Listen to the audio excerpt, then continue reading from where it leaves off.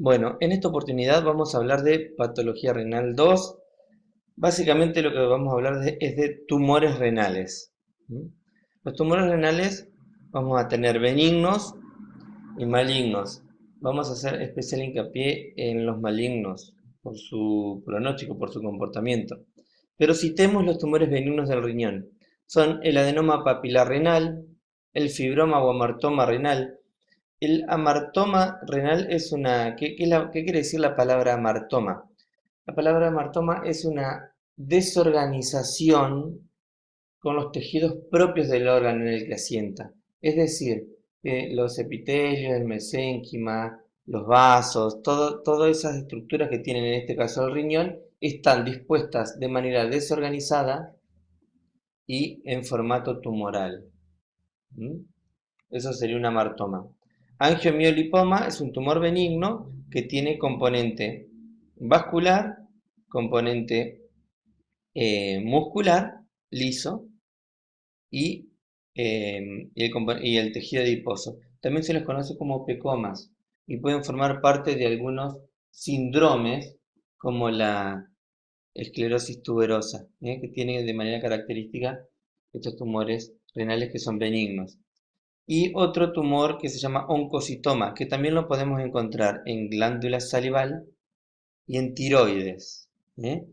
Está compuesto por unas células que llamamos oncocitos, que son células que tienen cierta degeneración y sus citoplasmas están llenos de mitocondrias, pero tienen un comportamiento totalmente benigno, es decir, no dan metástasis, pero sí, todos estos tumores lo que tienen es, aparte de como el angiomielipoma formar parte de síndromes, como para sospecharlo, también es su diagnóstico diferencial lo importante, porque lo importante acá va a ser el diagnóstico diferencial respecto de tumores malignos. Los tumores malignos, básicamente vamos a tener de dos grupos. Hay más, pero los más frecuentes tienen que ver con lo que en conjunto se llaman carcinoma de células renales o hipernefroma. Es un nombre bastante antiguo, ya no se usa este nombre. Y el carcinoma urotelial de la pelvis renal. Los carcinomas de células renales derivan de los túbulos, es decir, de la nefrona, de estructuras de la nefrona. En cambio, el carcinoma urotelial de la pelvis renal deriva del urotelio, es decir, del epitelio de revestimiento de cálices de la pelvis, eventualmente del uréter. Y también van a estar emparentados con otros tumores, digamos, con otros carcinomas uroteliales, por ejemplo, en la vejiga, y se los vincula. Es decir, todo lo que tenga que ver con el revestimiento epitelial urotelial, es decir, el epitelio de lo que se conoce como transicional, va a dar origen a los carcinomas uroteliales. Y cuando se ubican en la pelvis renal, también formarían parte del espectro de tumores malignos del riñón. También tenemos otros tumores más infrecuentes, que son algunos sarcomas, que tienen que ver con la estructura mesenquimal. Son mucho menos frecuentes. Bien, hay varios tipos de tumores renales. El más frecuente se llama carcinoma de células claras, es decir, un carcinoma de células renales variante células claras. El segundo en frecuencia es el carcinoma de células renales variante papilar. Bueno, tanto el células claras como el papilar tienen su versión familiar. Es decir, pueden ser esporádicos o pueden ser hereditarios. ¿Mm? O pueden ser hereditarios. ¿Por qué? Porque lo que da origen a esta neoplasia renal puede ser una mutación adquirida de esas células, lo cual genera el tumor, o puede ser que heredamos, es decir, por la línea germinal, es decir, por parte del óvulo por el progenitor materno o el espermatozoide del progenitor paterno, que heredar ahí ya una mutación, lo cual deja al sistema proclive a desencadenar una serie de mutaciones más que terminan en una proliferación neoplásica. ¿Mm? Por eso es que resulta obvio pensar que los tumores esporádicos tienden a ser más bien únicos. ¿Por qué? Porque es una mutación adquirida en determinada célula que hace que prolifere de manera neoplásica. Tanto el tumor de células claras como el papilar. ¿Eh? ¿Dónde está el problema? En el caso de las células claras hay un gen que es un gen supresor tumoral que se llama von Hippel-Lindau. Estas son sus siglas, son un apellido. ¿Mm? Bien, este gen supresor tumoral, digamos, si se mutan ambas copias en una persona, adquiere cierta libertad del ciclo celular como para proliferar y generar un carcinoma de células claras. ¿Mm? Pero el carcinoma de células claras también puede ser hereditario. ¿Qué quiere decir? Que uno hereda ya una copia del alelo mutado y el medio ambiente muta el otro alelo, lo cual hace que el sistema comience a generar tumores, porque imaginemos que todas las células de ese riñón, es más, todas las células del cuerpo de ese paciente heredan un alelo mutado, lo cual deja el sistema mucho más vulnerable a que la otra copia, el otro alelo, el medio ambiente lo mute.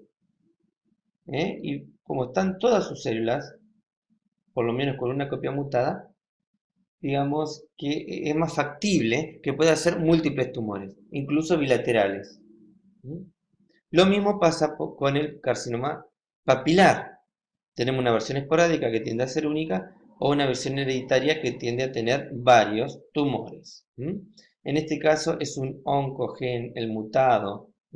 Hay una traslocación en el caso de entre el cromosoma X y el 1.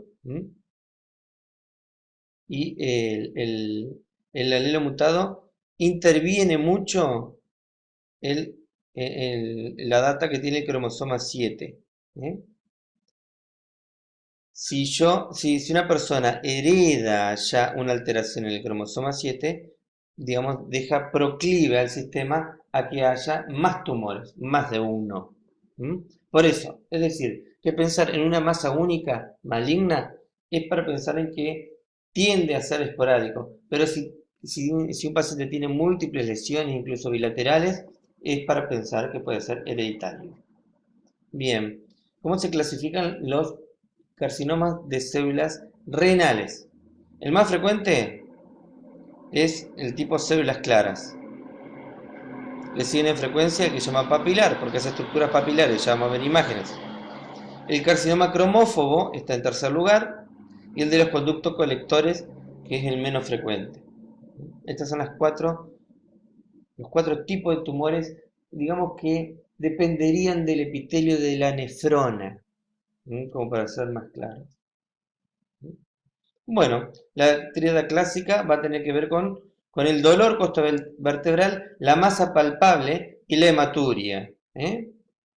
Bien, las metástasis de este tipo de lesiones pueden ser, digamos, en muchos lugares. La metástasis, uno de los generadores de metástasis más insólitas es el riñón. Puede ir a múltiples partes del cuerpo. El 25% ya la tienen en el momento de la consulta.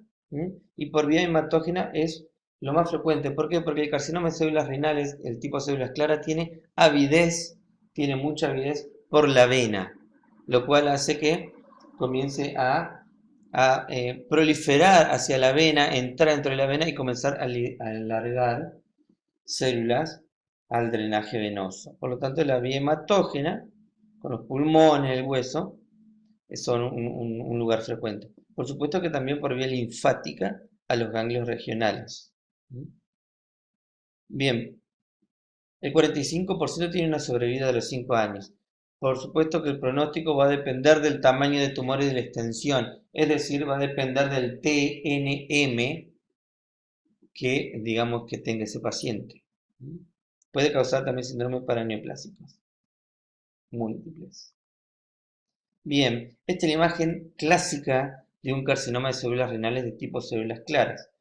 Una lesión que tiende a ser polar, es decir, estar ubicada en un polo renal. Suele tener una coloración en la gama de los amarillos, se dice un amarillo oro, es decir, un amarillo que tiende al anaranjado. Son masas sucias, hemorrágicas, reblandecidas. Muchos de estos sectores tienen necrosis tumoral. Esta es la imagen clásica de un carcinoma de células renales de tipo células claras. Como vemos acá, lesiones reblandecidas, áreas quísticas, áreas sólidas. Acá la gama de los amarillos no está tan notoria, pero sí, esto también fue un carcinoma de células claras.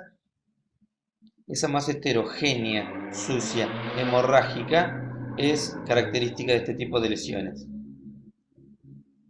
Histológicamente vemos esto, que son las células claras, los citoplasmas amplios, bien definidos, bien delimitados por una membrana y, digamos, y ópticamente ese aspecto de ópticamente vacíos.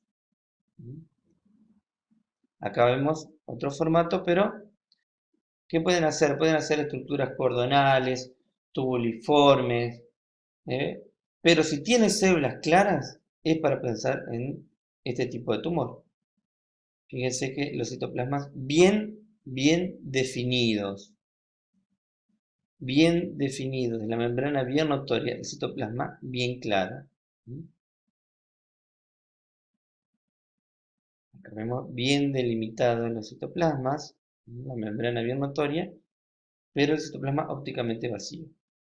Bien, como se han ensayado varias formas, una de las actuales, pero que también está en revisión, son los grados de Fuhrman. Lo importante acá es captar la idea. Los tumores, cualquier tumor maligno, se le intenta graduar.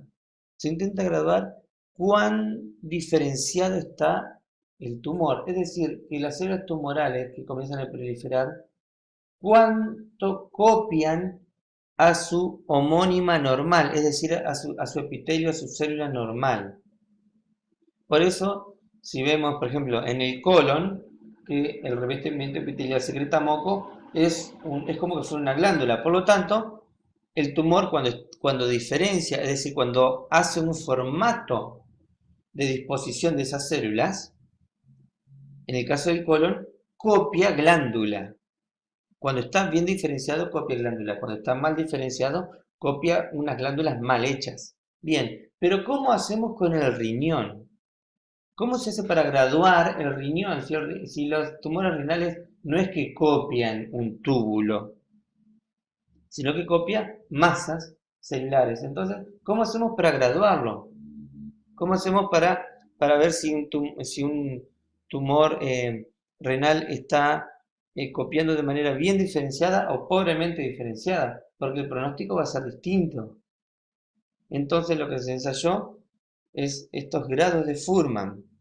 Todo esto está en revisión, pero el espíritu y la idea se conserva. ¿En dónde es que vemos cuán diferenciado está? En el núcleo. Si el núcleo es pequeño, casi del tamaño de un linfocito o de un hematíe, como vemos acá un glóbulo rojo, bien homogéneo, mansito, parejito, este es un grado 1. Ya cuando comienza a tener cierta anisocariosis, un aumento mayor de tamaño, es para pensar en grado 2. El grado 3 es cuando ya le aparecen en algunos un nucleolo, que ya con el 10 por comienza a haber un nucleolo, ya los citoplasmas en algunos sectores son claros y en otros sectores ya no tanto, es como que le está costando hacer células claras. Esto es para empezar un grado 3, y un grado 4 es cuando ya hay lo que se conoce como monstruo celular, es decir, células multinucleadas con un aumento grosero del tamaño, una anisocariosis grosera, que es el tamaño de este núcleo respecto de este otro.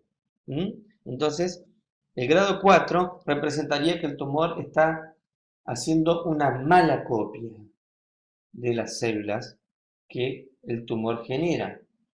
lo cual supone que hay una mayor severidad de daño genético, lo cual supone un pronóstico peor, lo cual supone una proliferación más anárquica, respecto del grado 1. En cambio, el carcinoma papilar hace papilas, que son estas estructuras, es decir, un eje conectivo rodeado con las células. Hay de dos tipos, tipo 1 y tipo 2. El tipo 2 suele tener estas células que se conocen, que no son tumorales, sino que son macrófagos espumosos dentro, como vemos acá. Y el grado 1 suele tener una célula que se le llaman el hobnail, es decir, como una especie de tachuela, digamos, con relativa tipia. Este es un carcinoma papilar, que es el segundo en frecuencia. Este es lo que se llama carcinoma cromófobo. El carcinoma cromófobo, fíjense que tiene un Fuhrmann relativamente más alto, se le notan los nucleolos, tiene unos núcleos que son anisocarióticos, pareciera tener un Fuhrmann al menos un 3, y sin embargo, el Fuhrmann no se correlaciona en este tumor con el pronóstico. Es un tumor, el cromófobo, el carcinoma cromófobo, si bien tiene potencial metastásico e infiltrante, tiene un pronóstico relativamente bueno para el Fuhrmann que muestra. Su principal diagnóstico diferencial es el oncocitoma, que es benigno, recordemos. Este es maligno, el carcinoma cromófobo es maligno y el oncocitoma es benigno. Por lo tanto, es un diagnóstico diferencial importante, con una diferencia radical en cuanto al pronóstico. Uno maligno y el otro benigno. En cambio, este es el carcinoma de los conductos colectores, también llamado de Bellini, con B larga y doble L. El carcinoma de los conductos colectores es un tumor que tiene un pronóstico más agresivo, un peor pronóstico. Es el menos frecuente de los 4 tipos de carcinoma de células renales. Suele tener una ubicación más bien central y genera mucha reacción desmoplásica. Recordemos que la reacción desmoplásica es esa reacción del tejido conectivo al verse invadido por un carcinoma, que fíjense que intenta vagamente copiar túbulos y copia algo parecido a los túbulos colectores. El pronóstico es peor que el resto de estos tipos de tumores. En cambio, como dijimos hoy, el carcinoma urothelial de la pelvis renal es como otro grupo de lesiones. Representan entre el 5 y el 10% de los tumores primarios, son similares porque surgen del mismo epitelio como el que tiene la vejiga, pueden causar obstrucción precoz, hematuria, esto es importante, pueden ser multifocales, es decir, pueden disponerse tanto en la pelvis como en los cálices y también tener algunos tumores en uréter, coincidir con neoplasias de vejiga, pueden ser multifocales. Acá vemos en la pelvis renal que ahí está el tumor. Por eso que puede causar obstrucción, o sea, con dolores tipo cólico, hematuria. Bien, hay otro tumor que lo quiero citar que esto no se da en el adulto, sino que la gran mayoría se da en niños, y es el tumor de Wilms, que es la masa neoplásica, la masa tumoral maligna palpable a nivel abdominal más frecuente. Es importante saberlo. Una masa palpable a nivel del abdomen en un niño es para pensar en descartar este tumor que es el más frecuente de su gama, que es el tumor de Wilms. ¿Qué es lo que es el tumor de Wilms? Es una versión maligna que copia un riñón como embriológico. Por eso que forma parte de estos tumores que se llaman blastemales, es como un blastoma. ¿Por qué? Porque lo que está copiando son células parecidas a las de un embrión. Entonces, como dijimos hoy, que los tumores, las neoplasias van copiando a la célula que le da origen. Básicamente hacen eso. Es lo que se conoce un proceso que se llama diferenciación. Cuando carecen de diferenciación es lo que se conoce como anaplasia. Cuanto peor diferenciación tiene, supone mayor potencial maligno. ¿Mm? Supone un peor pronóstico. En el caso del tumor de Wilms, ¿qué es lo que copia? Copia una especie de riñón embriológico primitivo. Entonces acá lo que vemos son unas masas celulares pobremente diferenciadas, un esbozo acá de algún formato de especie de túbulo,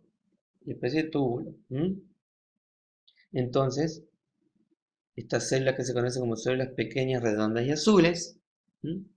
Tienen escaso citoplasma, una alta tipia, forman parte de este grupo de tumores que suelen darse en la primera infancia.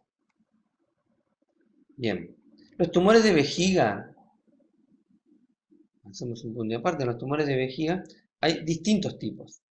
El más común es el carcinoma de los tumores uroteliales, es decir, de células de transición, es decir, del epitelio que habitualmente tiene la vejiga. ¿Eh? Tenemos distintos formatos, un formato que se llama papiloma, haciendo como un arbolito, papiloma invertido, que en vez de crecer hacia la luz crece hacia adentro. ¿Mm?